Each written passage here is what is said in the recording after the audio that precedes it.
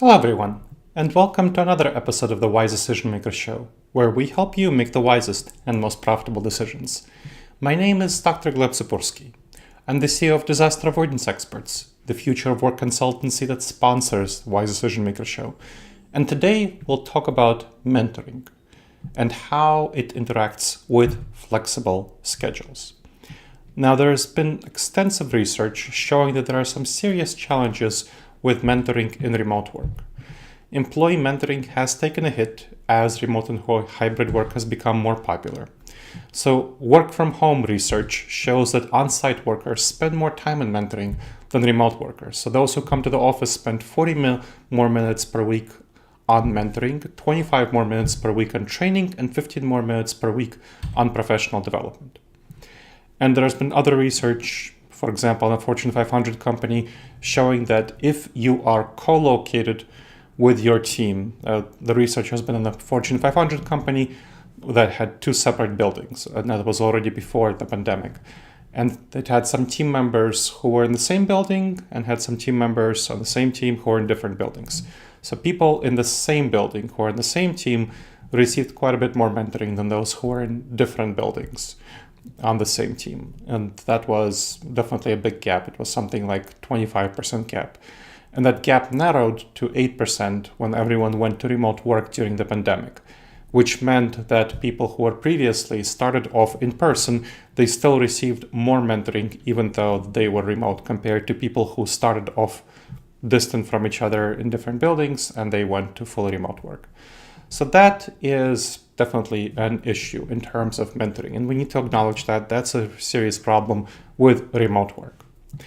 That's why you need a structured mentoring program. You should not rely on mentoring by osmosis by hoping that just returning to the office will solve all problems. People are not used to coming to the office and they really resent coming to the office to do mentoring. That's why the lack of a clear mentoring program is going to harm staff development, especially in flexible work arrangements, which is the future. There's no question that hybrid work of various sorts is the future for all companies that want to succeed in the modern world, because companies that are forcing their staff back to the office 5 days a week, they're seeing huge retention challenges, engagement challenges, morale challenges, recruitment challenges. So that is not a good future for them. But mentoring is taking a hit. Junior team members, their development is taking a hit. So that's why leaders like Mark Zuckerberg of Meta and others have shown that previously those who backed fully flexible work have later mandated office return for some days. For example, Meta required junior staff on site for 3 days a week and also asked senior staff to come in to mentor recent hires for 3 days a week. This is not a great program because that is going to, as I mentioned, cause attrition, resistance, disengagement, reduce productivity. So return to office wars where people are asked to come in just to mentor junior staff breed really serious resentment among senior staff. So what I've seen when I've been working with companies that try to do this is that senior staff come in, but they isolate themselves. They don't want to mentor junior staff just because their leaders are told them that, hey, you need to come in to mentor junior staff, and that's the only reason you're coming in. They have what's called psychological reactance. They really don't want to do this. So they really are not interested in it because senior leaders are telling them that the only reasons that they're forcing them to commute to work and waste hours and hours of their days per week and many thousands of dollars per year. That's not something people are happy about. So that's something that really harms their relationship with junior staff and hinders their mentoring of junior staff. So a much more effective mentoring solution is a structured program, combining a structured mentoring program, an intentional, deliberate one, with flexibility. So what does that involve? So this involves senior staff coming in. You don't have to come in more than once a week. Once a week, twice a week sometimes, but once a week is fine. I've done a lot of work, including with Fortune 500 companies, as well as middle market companies of various sorts, where senior staff coming in once a week for several hours of mentoring is fine if you structure it effectively. And of course, on the day that they're coming in, they should also have in-person collaboration. But we're not talking about that. We're talking about mentoring. And of course, you also want to combine some in-person mentoring with virtual sessions. So you don't only have to have in-person mentoring, but virtual sessions as well. Much more effective than the 3 days a week, the spray and pray hope for mentoring by osmosis. Without structured mentoring, the growth of employees is going to be stunted and organizations are less vibrant, with junior staff not being developed effectively, senior staff resenting and leaving in larger numbers, being disengaged. That's a problem. So what do you want for effective mentoring? There was a study by Charter and Qualtrics that finds that hybrid work doesn't limit the potential of mentoring. And a Harvard Business Review article reports that physical proximity is actually not essential for mentoring. What's essential are some of the things that you can get from physical proximity if you don't treat remote work effectively. You can also get them from virtual interactions if you structure them effectively. So you need things like commitment, trust, and relation quality and competence in mentoring, those 4 factors. That's what really matters quite a bit more than physical proximity. Physical proximity can help bring these about, but you can also bring them about in other ways. Although I do recommend some physical proximity, especially at the initial stages of mentoring, which really helps build up especially the trust and the relationship quality. So you want to focus on recognizing that mentoring overall relies much less on the medium, whether it's physical or virtual, than on the outcomes of commitment, trust, relationship quality, and competence. One way of getting good mentoring is individual lunch sessions, which don't have to involve people coming into the office. Senior professionals, of course, have limited time, generally more limited time than junior professionals. So many prefer to minimize their time in the office. We see a lot of research on that. So you want to think beyond mentoring activities, in-person one-on-ones in the office. Individual lunch sessions, they don't have to require that. You can just meet at a restaurant and have lunch. You don't have to come into the office for them. Of course, many people want to have them in the office, and that's fine. But the goal is to have the individual lunch session, not to have people come to the office. Lunch sessions with senior staff are really powerful for fostering that personal bonding and vulnerability and psychological safety and trust. So I recommend having some of those in-person sessions, especially in the beginning. I've helped structure a lot of mentoring programs in terms of hybrid work, flexible work, and having those lunch sessions, especially early on in the relationship, is very valuable. It's not necessity. You can also do virtual coffee meetings as a way of building those relationships and trust, but it takes quite a bit more virtual coffee meetings to build up the relationships and trust than in-person meetings. But of course, you can't do that. And I've seen a lot of successful, fully remote mentoring relationships, but it does take more time to develop that trust and those relationships. So that's something to think about. But let's go on to virtual coffee meetings, which are generally is what you'll want to move to. You'll want to have initial meetings for lunch and then move on to virtual coffee meetings to help sustain relationships between junior and senior professionals. They lower time commitment and flexibility, which makes them quite a bit more appealing. So many senior staff, of course, did move during the pandemic, but they maintain ties virtually. And thinking about quarterly retreats is a good idea.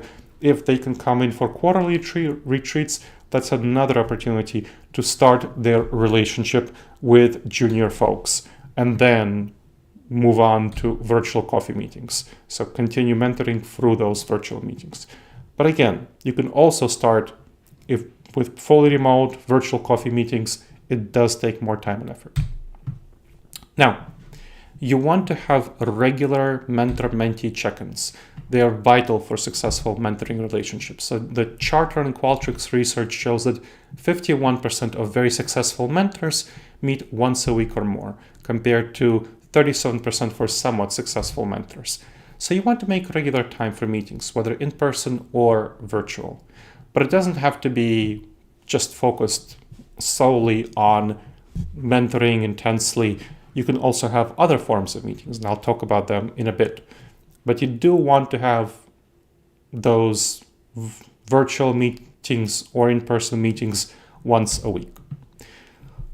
One way to have these meetings, which I find quite helpful, is group lunch sessions. So group mentoring sessions. They facilitate knowledge sharing and relationship building both between the senior person and a number of junior people. So you have, let's say, one senior person and 4 junior people. And also helps build relationships between junior people themselves, which provides peer-to-peer cohort mentoring. So that is very, very helpful. Peer-to-peer mentoring, where people learn from each other and that they can reveal vulnerabilities, anxieties, which they sometimes might not feel comfortable revealing to senior people. They can reveal to people on their own levels, and they can get mentoring from each other. It makes efficient use of senior professional time, the time of senior professionals, and it allows that collective wisdom from peer-to-peer cohort mentoring from junior folks to each other to flourish.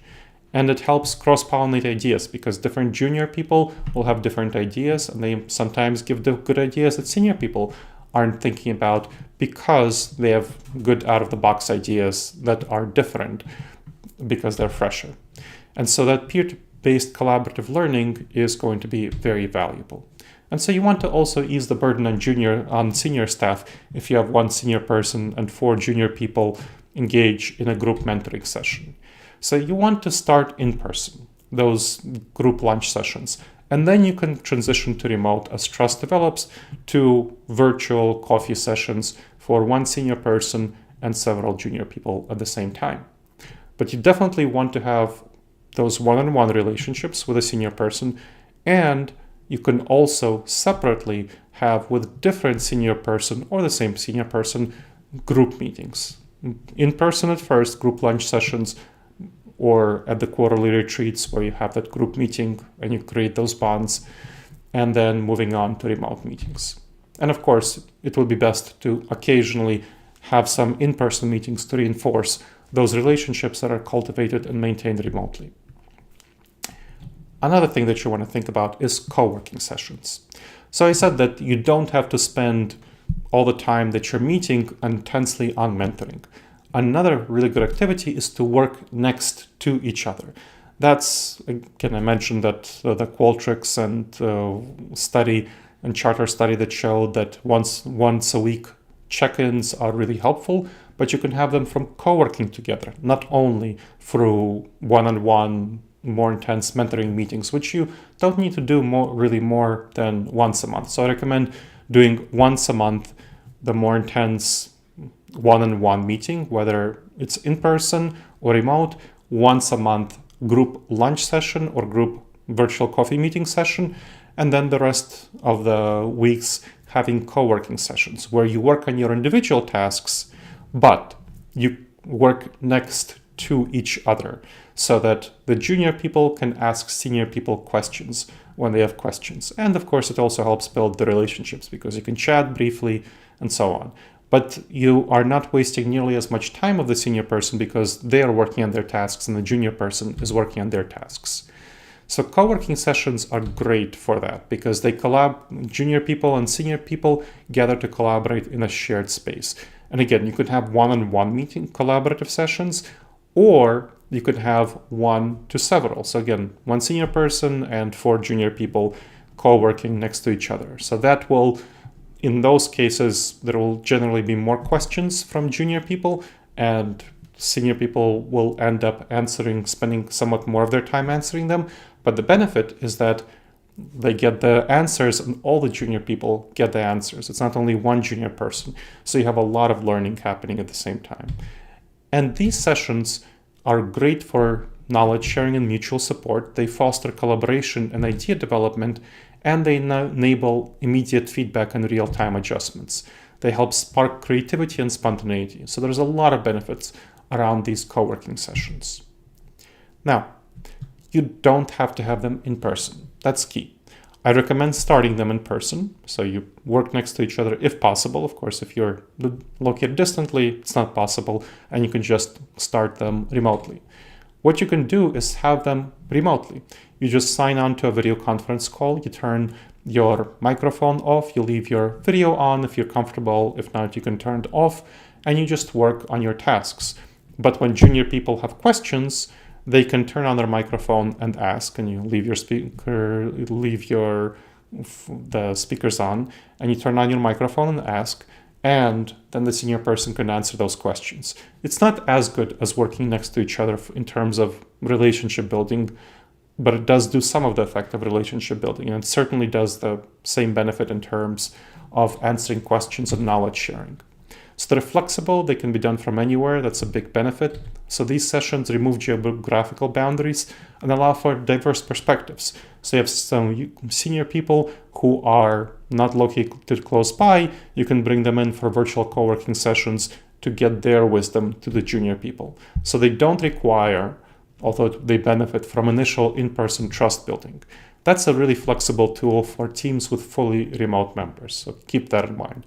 Or again, if you want have a senior person who's located remotely from a number of junior people, there's a lot of flexibility that you could have with virtual co-working sessions. Thinking about goals. Moving on from the format, thinking about goals. Have clear goals and incentives for mentoring to maximize the returns on investment of time of your people. And regularly evaluate mentoring to see how it's going and have continuous improvement. The Charter and Qualtrics study shows that successful mentoring is supported through compensation, 27% versus 17% for less successful mentors, performance recognition, 42% for successful mentors versus 33%, and mentoring time. So again, 39% for successful versus 33% for less successful. And that's why I strongly encourage you to embrace structured mentoring to have a thriving organization. Structured mentoring programs are vital for flexible settings. So incorporate diverse mentoring activities such as individual lunch sessions, virtual meetings, coffee meetings, group sessions, again, in-person and virtual co-working initiatives, in-person and virtual, and have that goal-oriented mentoring with evaluations of performance. Take control of your mentoring program. Audit your current mentoring practices, thinking about structuring the program. Don't rely on mentoring by osmosis. Your choices is what will shape the result. Pursue intentional growth for your junior people by using structured mentoring, or just accept what happens if you leave it to chance. Letting mentoring unfold naturally doesn't lead to favorable results. All right, everyone. I hope you've enjoyed this episode of the Wise Decision Maker Show. Please make sure to subscribe to the show wherever you checked it out, and make sure to leave a review. It helps others discover the show, and it helps us improve the show.